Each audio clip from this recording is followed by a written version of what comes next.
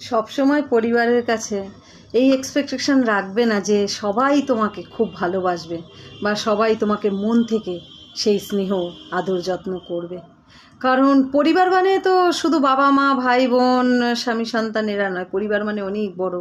পরিবার মানে আত্মীয় স্বজন সবাই সবাই তোমাকে সমানভাবে সমান ভালোবাসবে এমন কোনো কথা নেই, সবাই তোমাকে সেইভাবে স্নেহ করবে এমনও কোনো কথা নেই। কারণ সবার ভালোবাসার পরিমাপটা সমান নয়।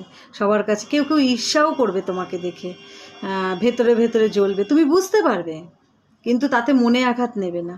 কারণ প্রত্যেকের মানসিকতা সমান নয়। সবাই হয়তো তোমাকে সামনে থেকে হেসে খুলে কথা বলবে, কিন্তু তুমি বুঝতে পারবে তার ভেতর থেকে যে সে তোমাকে সেইভাবে ভালোবাসে না বা সেইভাবে তোমার প্রতি মানে স্নেহশীল নয়। কিন্তু তাতে ভেঙে পড়ো না, কারণ ওইভাবেই মানুষকে চেনা যায়। তুমিও বুঝতে পারবে যে সেই ব্যক্তির আড়ালে তার মুখোশটা কেমন। পরিবার বলতে পরিবার রয়েছে বলে সবাই যে তোমার প্রতি সহানুভূতিশীল হবে এমন কোনো কথা নেই। কিন্তু ভেঙে না পড়ে তাদের সাথে মর্যাদায় তাদের সাথে ভালো ব্যবহার রেখে তুমি তোমার ভেতর থেকে সংযত হয়ে যাও। তুমি ভেতর থেকে বুঝে যাও কে তোমার প্রকৃত নিজের আর কে তোমার প্রকৃত পর। ভালো থেকো।